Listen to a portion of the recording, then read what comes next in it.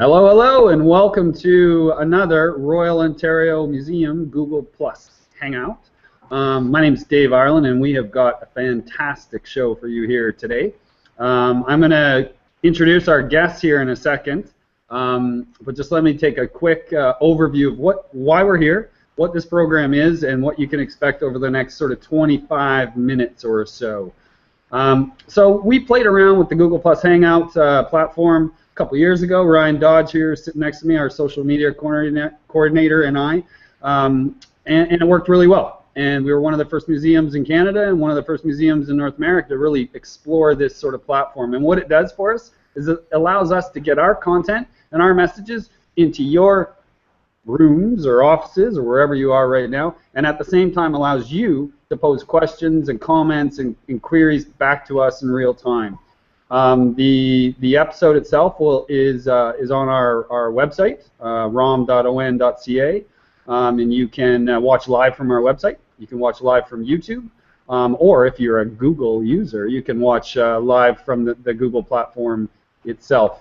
We are also pretty prolific on Twitter, and the ROM Toronto handle is the one that you should follow throughout today's proceedings.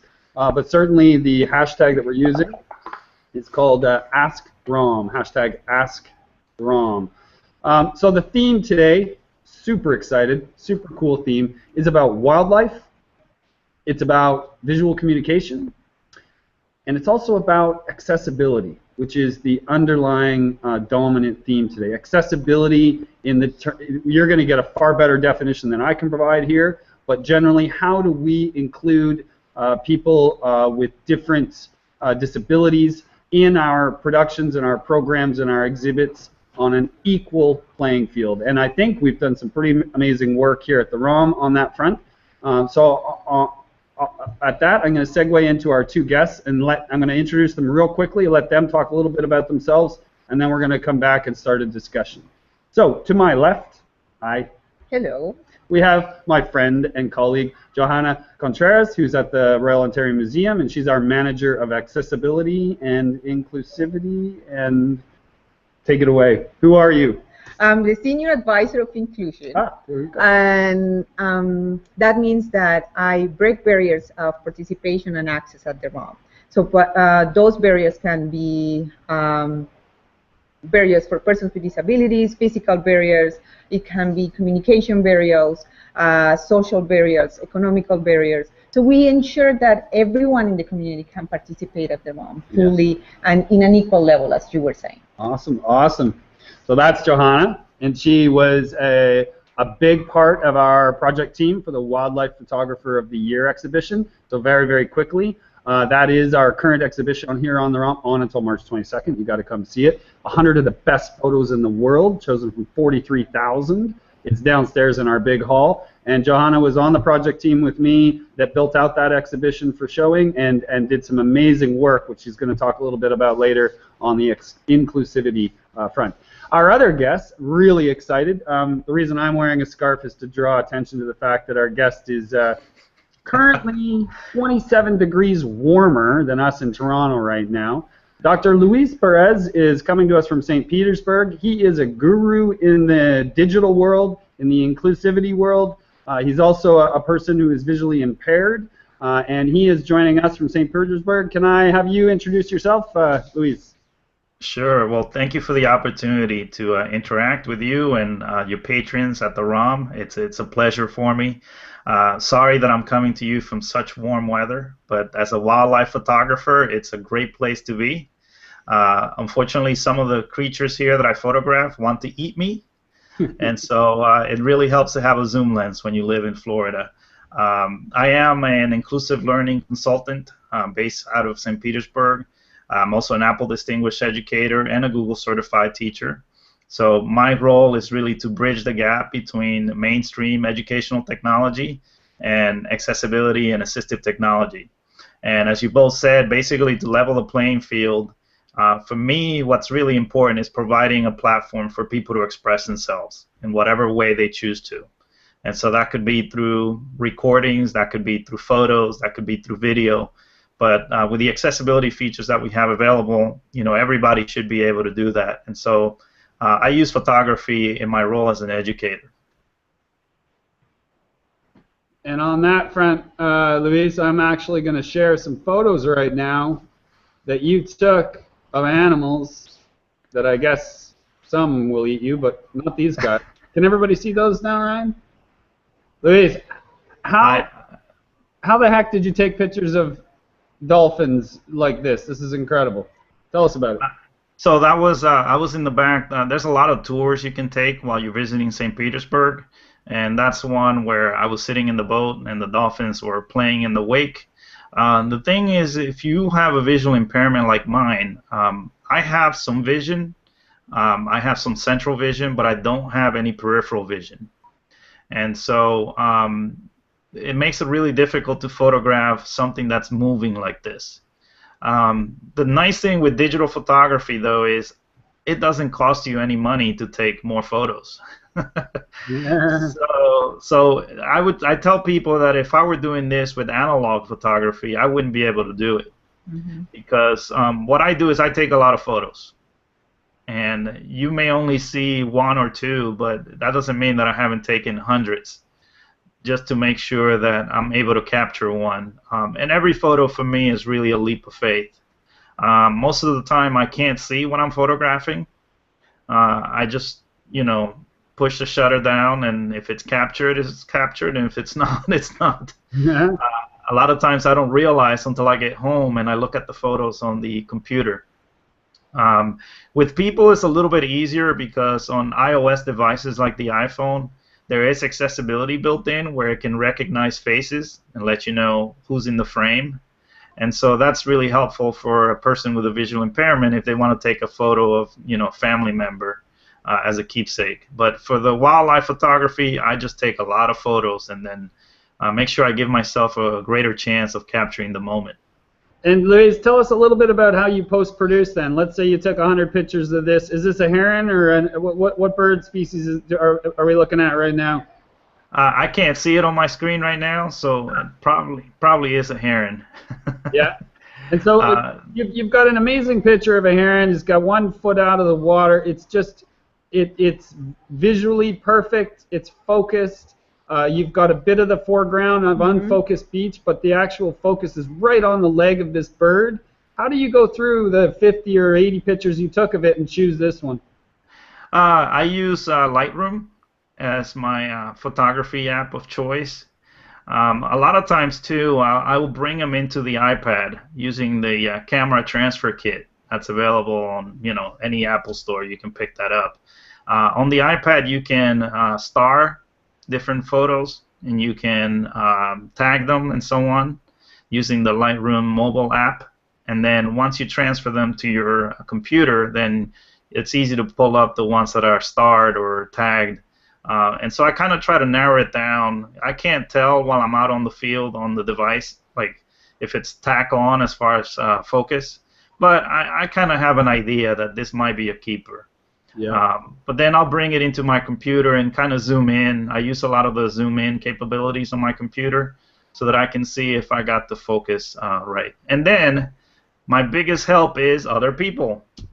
So I have a significant other who will review photos and let me know if they look okay.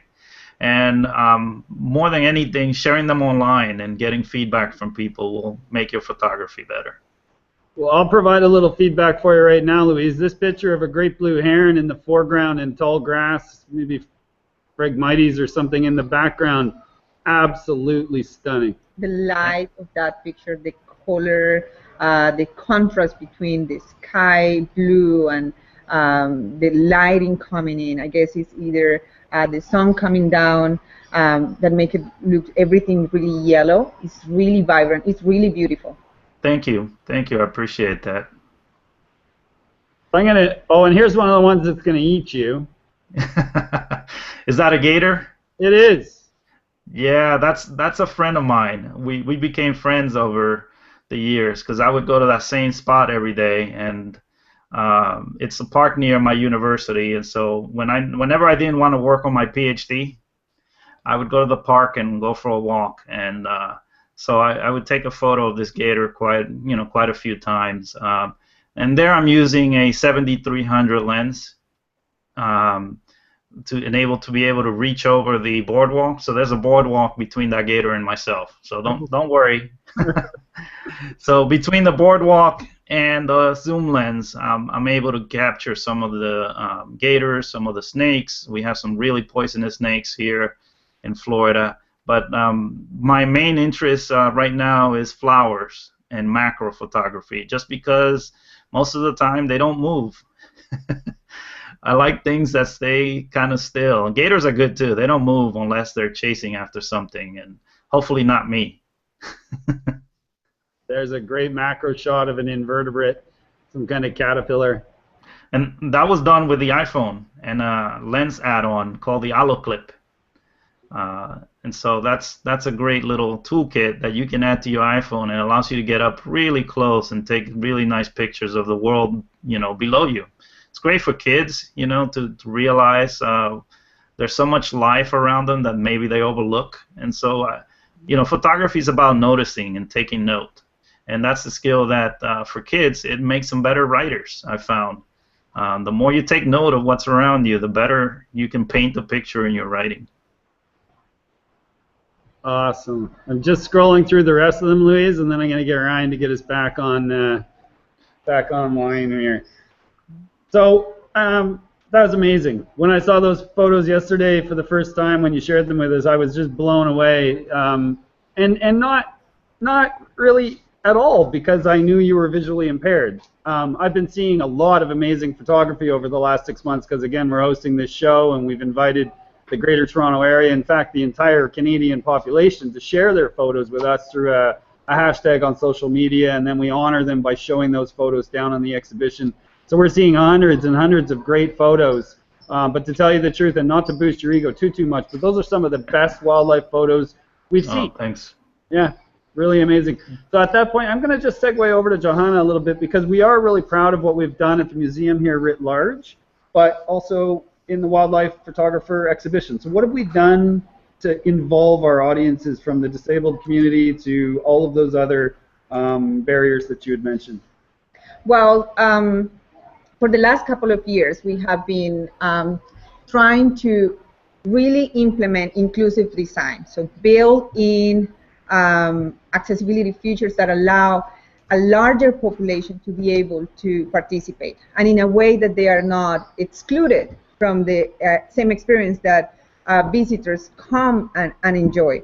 So in 2011, we introduced these private audio tours, and for us it's a built-in feature. So instead of just targeting the community of persons who are blind, these opportunity or these audio tours allow persons with maybe English as a second language, cognitive disabilities, maybe a family, or maybe just someone who doesn't enjoy to experience a museum, such as us, just by reading labels. They just listen to these stories, and that really increment the level of interactivity, engagement, and how much they understand and they interpret our collections. These audio tours are made available to the visitors for free, and they can download it in their own phones through iTunes, from our website.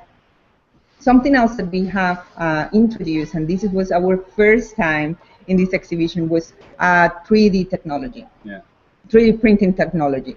So we have done a lot with tactile books, which is an award-winning program at the ROM. We have done a lot of tactile reproductions, but photography is a media that is, you just can't, a photography of the lion is not the same thing than touching a lion, or touching the model of a lion, or touching just a line, a raised line graphic. So we were trying to figure it out how we can present the concept of photography for someone who is blind, or maybe with other disabilities. And we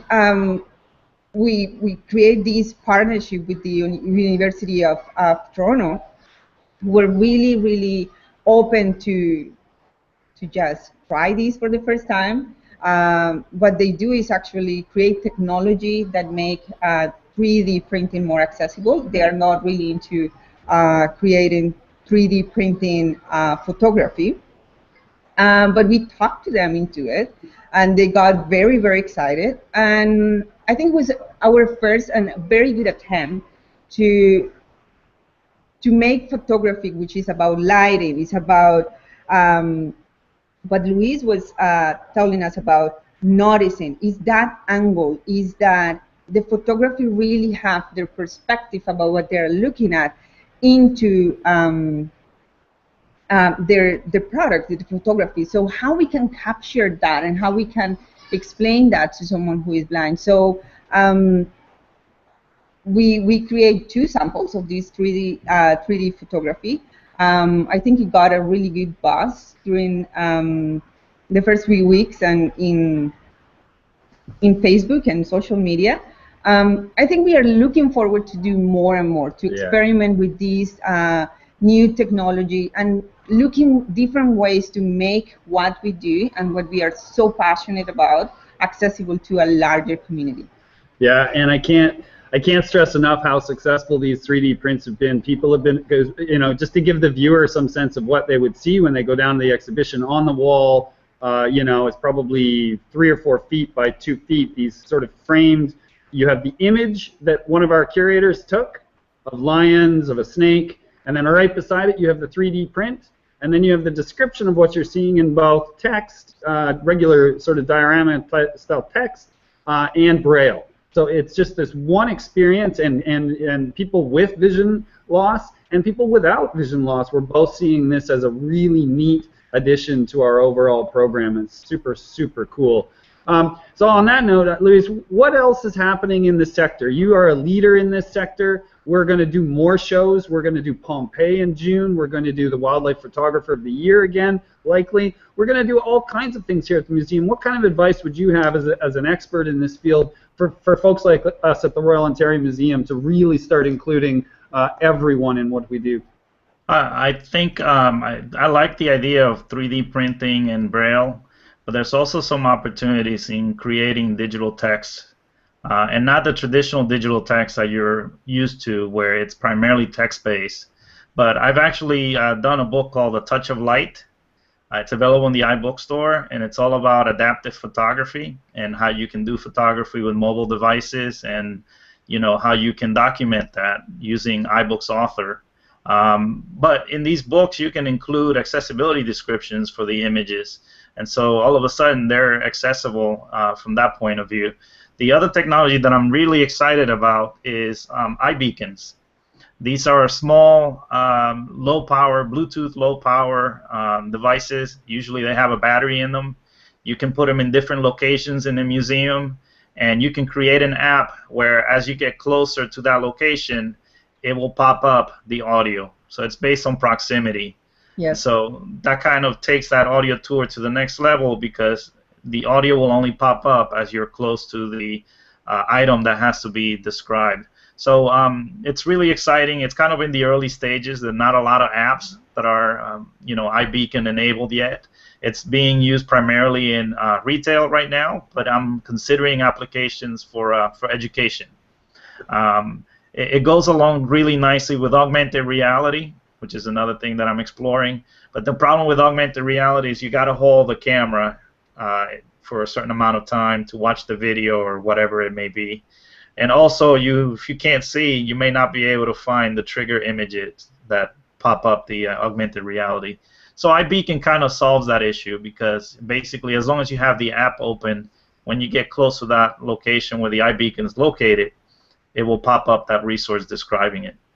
Cool, cool, cool. And not too much of a segue, but we also are deep in our community. We do major BioBlitz events in the Greater Toronto watersheds. We inspire a lot of amateur photographers out in the field to do their thing. We partnered with the Canadian Geographic and their 60,000 members in their photo club to see what how we can get involved in online and in the field photography. So this is a question about technology, but it's also based on a great conversation I had with a woman from Canon yesterday.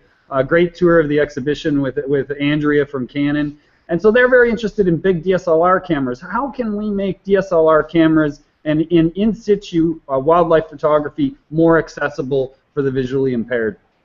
So one of the problems with an opportunity and a challenge is that cameras are now connected in the sense that they have Wi-Fi available. And a lot of times what that means is that they're bringing over the operating system from mobile phones. And on those mobile phones, those operating systems already have accessibility features. But for some odd reason, when they port it over to the cameras, they get rid of the spoken menus and those accessibility features. So just including like talking menus would be a big help for me. I actually have moved away from using a traditional DSLR. I now use what's called a mirrorless camera. And the reason for that is the LCD. So basically I can frame the photo with a nice large LCD, very bright.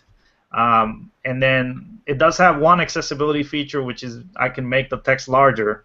But when you're outside in bright lighting, it doesn't help as much as, say, having spoken menus.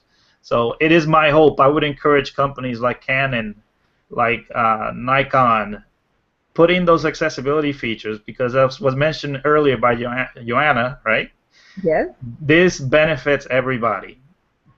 Have you tried to look at an LCD while you're taking wildlife photography in bright lighting? Wouldn't it be nice? Wouldn't it be nice if you had, you know, spoken menus where you could plug in headphones or even Bluetooth headset and be able to get that information of what's happening? So that's something that hopefully the camera companies will pay attention and not see it as accessibility, but really as universal design. Nice. That we're putting this in for everybody, not just for a specific group. The other thing I would say to the amateur photographers out there, especially if you have a visual impairment, and this is a quote from a photographer called Pete Eckert, and he says that it's not always about the photo, it's about the taking of the photo. And for me, that's really what it's all about, is that when I pull up to a scene and I'm using my cane, right, and then all of a sudden I take out a camera, it really takes people back. Like, wait a minute. And so that's what I'm going for as an educator, is to really challenge people's perceptions of what's possible, what can be done with photography, just to think differently about people with disabilities or different abilities. And so photography can really do that. It can break through that kind of rigid kind of thinking about people and abilities. And so I like to combine the two. My white cane and my camera are my tools of choice when it comes to educating people about photography and its power. Oh, that's amazing. That's amazing. Well, we would love to have you up here with both of those tools of yours to get off the online environment and actually speak to some of our visitors. Maybe we could do that next year. Absolutely. I would love to. Summertime, right? Yeah. So yeah. Maybe we could come down there. So listen, you know, these always happen so fast, I can't believe it. We've only got about 5 minutes left. I just wanted to do a quick plug of something that happens up here, Luis. It's a program we've been doing for 3 years now. We recognized right away that the world of new media, the world of photography, conservation biology, biodiversity discovery had a capacity gap, and that was in good storytelling.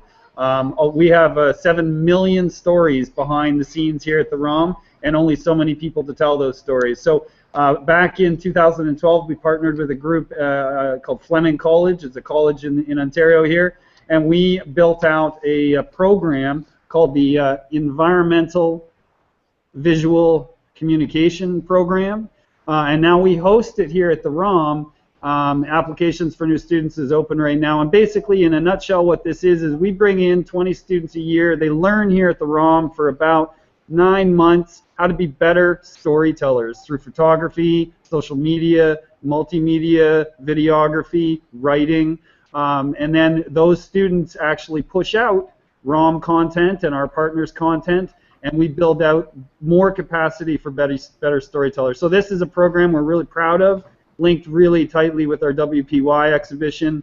But the question I have here for Joanna here at the end is, how can we involve our accessibility policies, everything that Luis has been talking about, into the EVC program? Well, opportunities are many. The ROM just launched their multi-year accessibility plan, which is posted in the website. Since this program is also somehow partnered with the ROM, I think there are so many ways that we can educate them or help them in that path, understanding how they can, now that they're visual communicators, or they attempt to be visual communicators, how they can make what they do more accessible to more communities. There are ways for them to, we have an accessibility advisory committee that is not formed only of persons with disabilities in the community, but also members and staff at the ROM. And what it helps is to give the staff members a real close look of what are the needs of the persons with different needs or abilities, and implement it right away, instead of just that being a part of a report that so-and-so gets and then they file somewhere in the desk. Things happen because we have this close contact with the community. I think it will be a great opportunity for the students to come and talk to them and see what they may have ideas or even technology that we are not even thinking of right away. And start sparking that flame or light in these students, that they're just starting a path to be visual communicators, and how important is to ensure that you reach a diverse audience. I love it, and I'm a huge fan of outcomes. So whenever I have a meeting, whether internal or external or a project, I'm always a big fan. Okay, what are the top 3 outcomes? So I've got 3. I got 2, and then I'm going to look to you guys for maybe 2. One outcome, Louise, you're coming up to Toronto hopefully sometime in May or June to talk to the EDC students about how amazing you are and what you do. Can we confirm that here? I'm a humble servant. I try to do what I do just in the name of education. Technology has been a big part of my life. It's given a lot back to me. What I would tell people, the reason why digital storytelling is important is because it gives you a voice as a person. And as a result, you feel empowered and you feel that you can make a difference. So when it comes to environmental issues, which I'm very passionate about as well, because I want to be able to photograph the things that I photograph if I'm around 20 years from now. But I also want my kids to be able to photograph those things as well. And so they're all connected. When you take a photo, it really makes you more aware of what's around you that's beautiful, and that you shouldn't take it for granted. So just like I don't take my vision for granted, the little vision that I have left, we shouldn't take nature for granted, because those things may not be around forever. And whatever we can do with the kids to educate them about their value and their beauty, I think it's important. And at the same time, we'll be developing skills in them of how to tell a story, how to speak for yourself as a citizen, that are important. Wow. I'm the managing director of biodiversity. I couldn't have said it any better than that. That's amazing.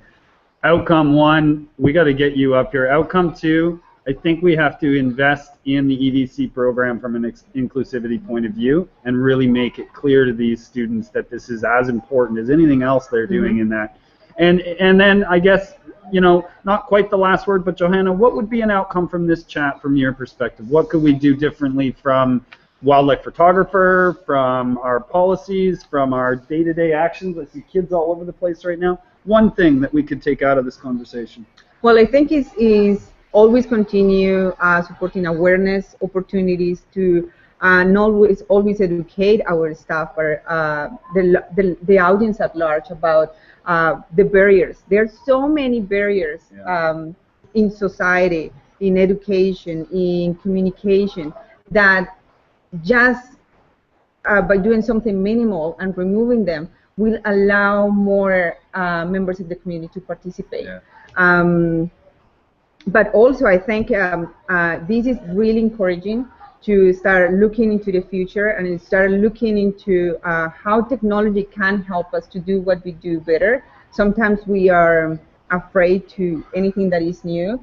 Try it on. Try it on. If it doesn't work, well, we learn from it. We implement it differently next time. But don't be afraid to try new technology and implement technology in a museum. Pilot, pilot, pilot, pilot. Yes. Okay, so we are out of time, and we do like to keep these on time. Johanna Contreras, our Senior Advisor of Inclusion and Accessibility here at the ROM, thank you. Dr. Luis Perez down in St. Petersburg, a guru in this area. Thank you so much, Luis, and we look forward to having you up here in May or June. I'll come anytime. You've convinced me that I should come up there any time of the year. Oh. But thank you so much for the opportunity, and I think an outcome for me would be, like as you mentioned, is working with the kids. That's the thing that kind of gives me energy, is seeing, you know, their interest, their passion. Again, for things to be sustainable, it's not about you, it's not about me, it's about them, because they're the ones who are going to make the change. We can start it, but it's really the next generation that has to carry it forward. So that's really what I'm focused on, and it sounds like that's what you're focused on as well. Awesome. Awesome. This has been an excellent chat. So thanks to you both. Great outcomes. I've got them written down. They're amazing. A big thanks to Ryan Dodge here, our social media coordinator. Love it. Yeah, I see his tweets here. Good job. Can we get a cameo or something? Hi guys. There he is. My hand. There's his hand. He really is an amazing guy. And again, to all the viewers out there, thank you for watching. If you missed it, you'll get to see it on our website. It'll get posted forever and ever. You can watch it anytime you want. So from all of us here at the ROM, thanks for watching, and have a great day. Take care.